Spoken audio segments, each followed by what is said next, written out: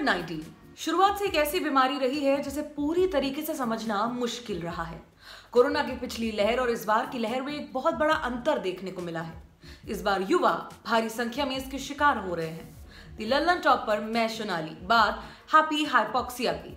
युवाओं में happy hypoxia के मामले बढ़ गए। डॉक्टर्स की इसके साथ परेशानी भी बढ़ी है। ऐसे लक्षण वाले युवा मरीज सामने आ रहे हैं जिनका ऑक्सीजन लेवल अचानक तेजी से गिरता है।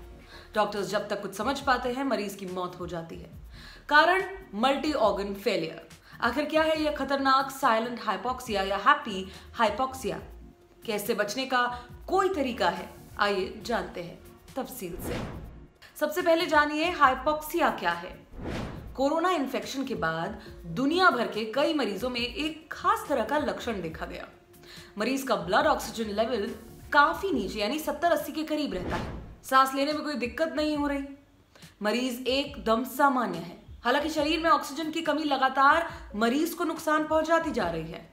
दुनिया भर के डॉक्टर इस लक्षण को गंभीरता से लेने की सलाह दे रहे हैं। आसान भाषा में इसे कहें तो हाइपोक्सिया खून और शरीर की कोशिकाओं में ऑक्सीजन की कमी की स्थिति को कहते हैं।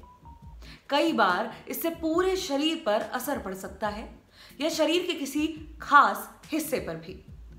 अमेरिकी नॉन प्रॉफिट ऑर्गेनाइजेशन मायो क्लिनिक के अनुसार शरीर की धमनियों में नॉर्मल ऑक्सीजन का स्तर 75 से 100 मिलीमीटर मर्क्यूरी के बीच रहता है। नॉर्मल पल्स ऑक्सीमीटर पर अक्सर 95 से 100 के बीच की रीडिंग सामान्य मानी जाती है। ऑक्सीमीटर की रीडिंग 90 से नीचे होने पर इसे चिंताजनक माना जाता है। ऐसा होने के बाद इंसान को थकान, कंफ्यूजन, मानसिक दिक्कतों का सामना करना पड़ता है और इसकी वजह है ऑक्सीजन का भरपूर तरीके से ब्रेन में ना पहुंच पाना। ऑक्सीजन लेवल के 80 से नीचे आने पर शरीर के दूसरे अंगों जैसे किडनी, हार्ट, लिवर पर भी असर पड़ना शुरू हो जाता है। इसे ऐसे समझिए कि जब हम सांस लेते हैं तो खून के साथ ऑक्सीजन शरीर के कोने कोने में पहुंच जाती है। ऑक्सीजन को खून में पहुंचाने का काम फेफड़ों से शुरू होता है। फेफड़े के ऊपर महीन ब्लड वेसल्स यानी कि रक्त वाहिनियों का जाल होता है। ये एक नेट की तरह होता है। जब हम सांस लेते हैं तो ऑक्सीजन फेफड़ों में जाती है। इस ऑक्सीजन को ही उन रक्त वाहिनियों में एक खास प्रक्रिया द्वारा सोख लिया जाता है। इसके बाद ऑक्सीजन खून के साथ शरीर के हर अंग में, हर हिस्से में पहुंच जाती है।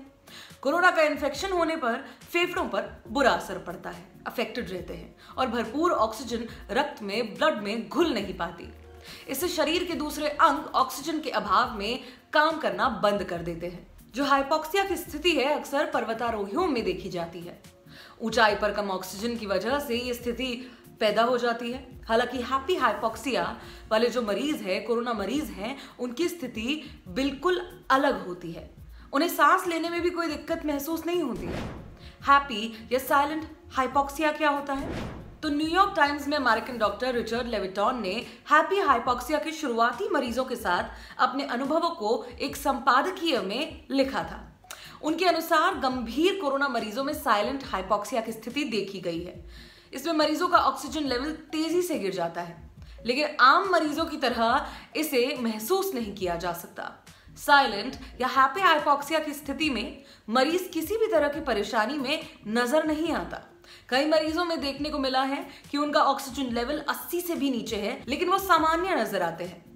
एम्स में मरीजों का इलाज कर रहे डॉक्टर्स का यह भी कहना है कि इमरजेंसी वार्ड में जिन मरीजों का ऑक्सीजन लेवल 70 या 80 के बीच है वो भी काफी गंभीर नजर आते हैं, जबकि हैप्पी हाइपोक्सिया के मरीजों का ऑक्सीजन सैचुरेशन लेवल 50 होने पर भी वो आराम से बैठ और मोबाइल फोन पर बातचीत करता नजर आता है। ऐसे मरीजों में सांस फूलने की स्थिति भी नहीं आती है। ऐसे में अंगों के फेल हो जाने की खतरनाक स्थिति बनती है। इसे एक्यूट रेस्पिरेटरी डिस्ट्रेस सिंड्रोम कहते हैं या फिर ARDS भी कहा जाता है। युवाओं में ही ये क्यों होता है?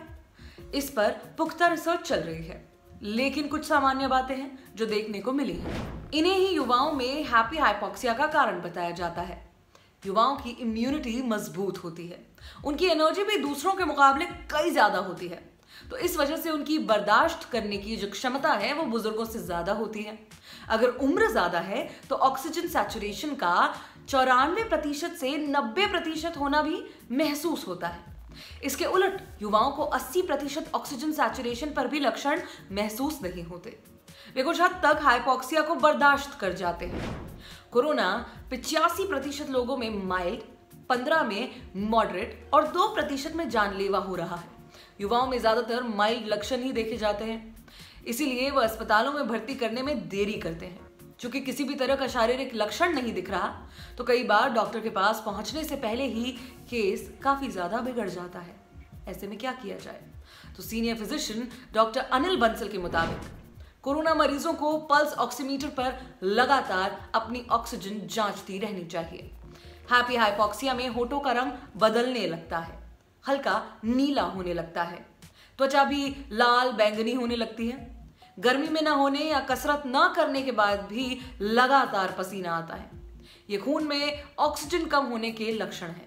लक्षणों पर नजर रखते हुए जरूरत पड़ने पर तत्काल अस्पताल में भर्ती कराना चाहिए। कोरोना की पहली लहर से ही लगातार पेशेंट पर नजर रखने वाले डॉक्टर विपिन वशिष्ठ कहते हैं, कोरोना मरीज को दिन में कई बार अपना ऑक्सीजन लेवल जांच लेना चाहिए। अक्सर युवा और कम लक्षण वाले ऐसा नहीं करते हैं।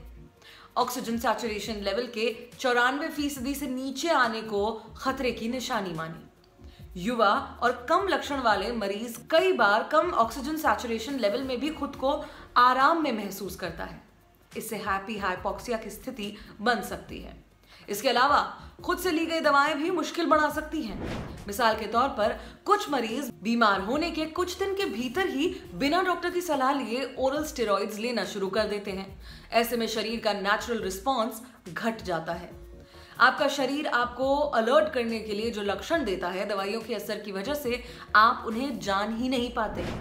सभी एक्सपर्ट्स और डॉक्टर्स इस बात को लेकर एक मत है कि कम या मॉडरेट लक्षण वाले कोरोना मरीजों को भी उतना ही अलर्ट रहने की जरूरत है जितना गंभीर स्थिति वालों को। जितने दिन कोरोना पॉजिटिव रहे, ऑक्सीमीटर से लगातार ऑक्सीजन सैचुरेशन लेवल को जांचते रहें। इसके अलावा बिना डॉक्टर की सलाह के किसी भी दवा को ना लें। व्हाट्सएप फॉरवर्ड्स पर आई ऐसी दवाओं को लेने से बचें। दी ललन टॉप देखते रहिए, यहाँ सारी अपडेट्स हम आप तक पहुंचाते रहेंगे। ये खबर आपके लिए लिखी है हमारे साथी अमित ने। मैं हूं सोनाली, शुक्रिया।